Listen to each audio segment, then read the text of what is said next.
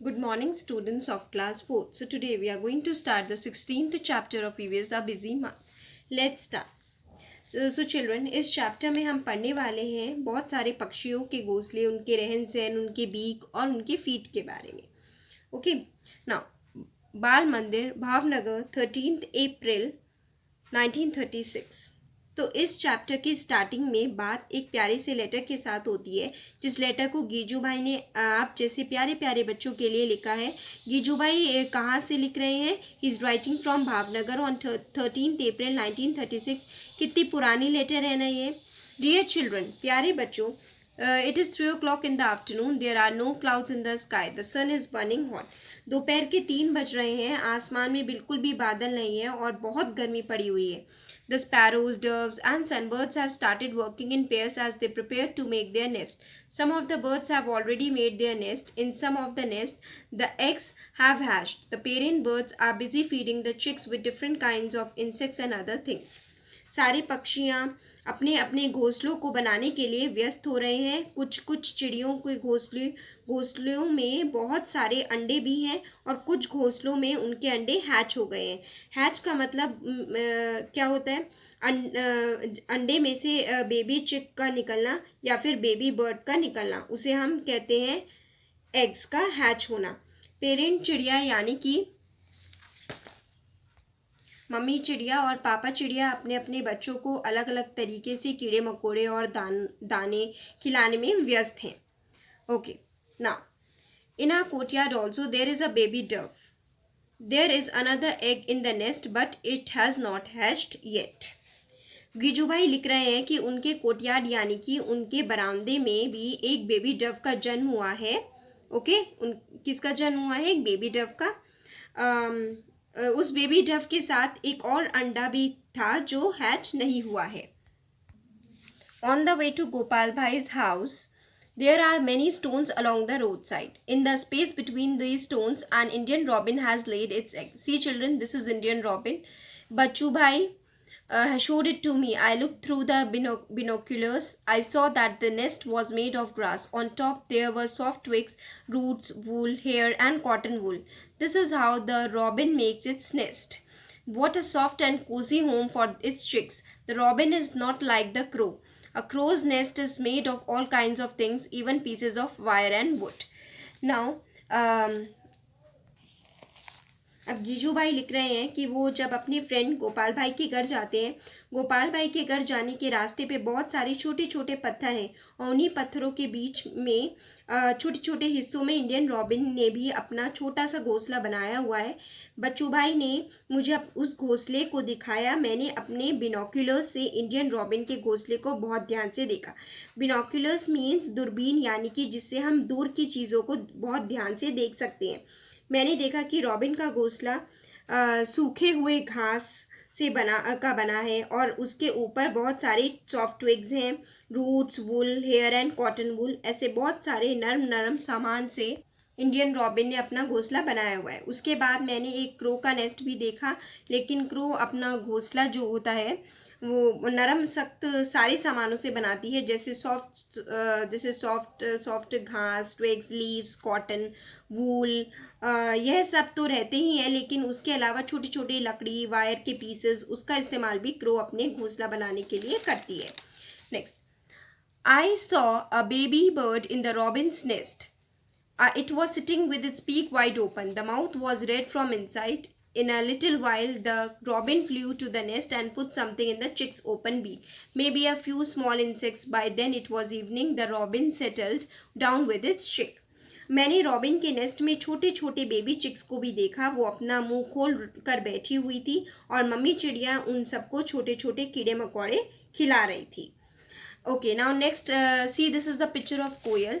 You know that the koel sings sweetly. Do you know that this bird does not make its own nest? It lays its egg in a crow's nest. The crow hatches them along with its own eggs. ना कोयल जो होती है वो कभी भी मेहनत करके अपना घोंसला खुद नहीं बनाती. ये काली होती है और क्रो भी काला होता है, इसलिए कोयल ट्रिक करके क्रो के घोंसले में ही अपना अंडा देती है. There is a small tree nearby. It has a nest hanging from its branch. birds are so wonderfully different. The crow builds its nest high upon a tree. The dove makes its nest among the thorns of a cactus plant or a mehndi hedge. The sparrow can be found in and around our own house. It makes its nest anywhere on on top of a cupboard, behind a mirror, or a ledge.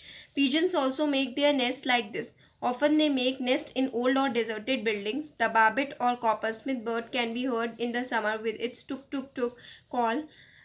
It makes its nest in a hole in a tree trunk, and the tailor bird uses its sharp beak to stitch together two leaves on a bush. It lays its egg in the fold of the leaf that it has made. This is its nest. अब वो क्या बोल रहा है कि एक एक घोंसला ऐसा भी है जो पेड़ की टहनियों से लटका रहता है, जैसे कि हमें कौवे के घोंसले ऊंचे ऊंचे नज़र आएंगे, डव का घोंसला कैक्टस प्लांट के कांटों के बीच में नज़र आएगा, और कभी कभी वो झाड़ियों के ऊपर भी अपना घोंसला बनाती हैं। स्पैरो और डव की तरह पीजन भी एक ऐसी चिड़िया होती है जो हमारे घर के आसपास कहीं पे भी अपना घोंसला बना सकती है। ऐसी बिल्डिंग जहाँ कोई आता जाता ना हो, या जो बहुत सालों से खाली पड़ा हुआ हो या ओल्ड हो गया हो, उस तरीके की बिल्डिंग में पीजन्स अपना छोटा सा घोंसला बनाते हैं। ओके, अब हम बात कर लेते हैं बार्बेट के बारे में, या आप उसको कॉपरस्मिथ के नाम से भी जानते हैं। आप गर्मियों के मौसम में आपने गर्मियों के मौसम में अक्सर टुक टुक टुक ऐसी वाली साउंड सुनी होगी। ऐसी साउंड बार्बेट चिड़िया निकालती है और यह होल बना के अपना घोंसला बनाती है।